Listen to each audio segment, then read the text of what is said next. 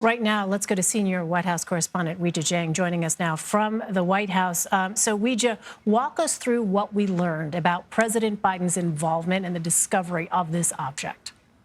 So we know that it was first spotted, or the military first detected it last night, and the president was briefed immediately. It was then that there were, planes that were able to go up immediately and try to get an understanding of what this was.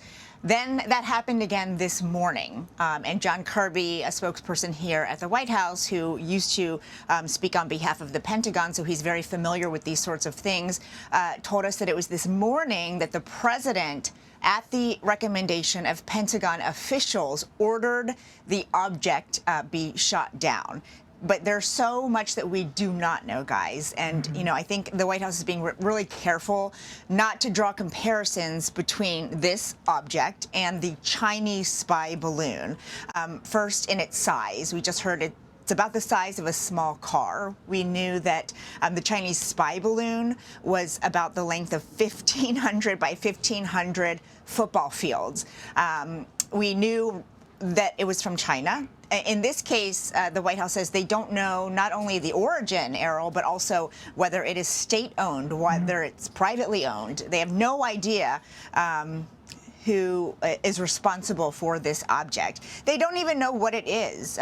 Kirby was really careful not to call it a balloon in the briefing. They just don't have enough information about what it is. So there's still a lot of questions about, what it was doing there. But the bottom line that the White House wants to take away today is that the president ordered this be shot down because they believe there was a reasonable threat to civilian aircraft, and they were not willing to wait to learn more about this object in the air before shooting it down.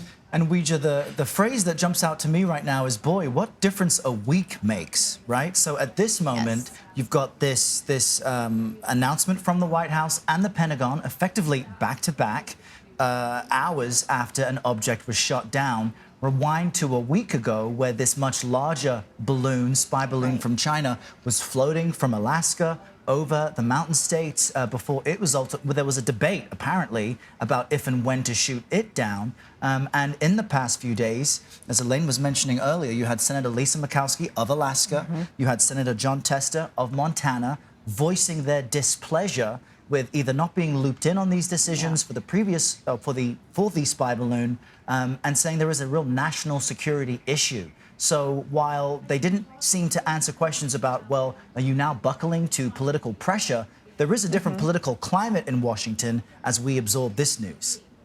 You're right. The administration received a mountain of criticism for, A, allowing that Chinese balloon to enter U.S. airspace in the first place, and B, for waiting a week before shooting it down and allowing it to go over at least 5 military sites. And so perhaps, we do not know, but perhaps that pressure, played a role in how quickly the president decided and Pentagon officials decided to shoot this object down. But we do want to be really careful because, again, we just do not know what it was doing.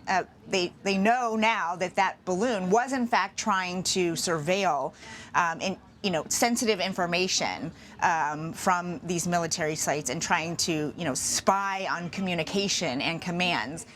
So in this case, we don't know exactly what happened. And you could sense that the White House, really in its very early stages of this doesn't have those answers yet, because it happened in the past hour or two, I should say.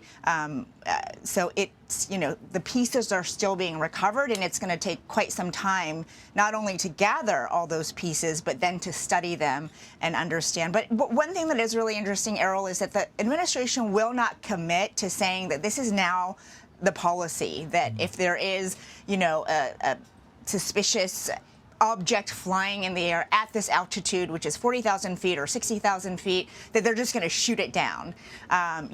Would not say that, but rather, the spokespeople say that they'll take it case by case, that it's really sensitive. But in this particular case, the president thought there was enough of a threat to make the order to bring it down. All right, Weijia Jiang on the North Lawn of the White House for us. Weijia, thank you so much. You're welcome.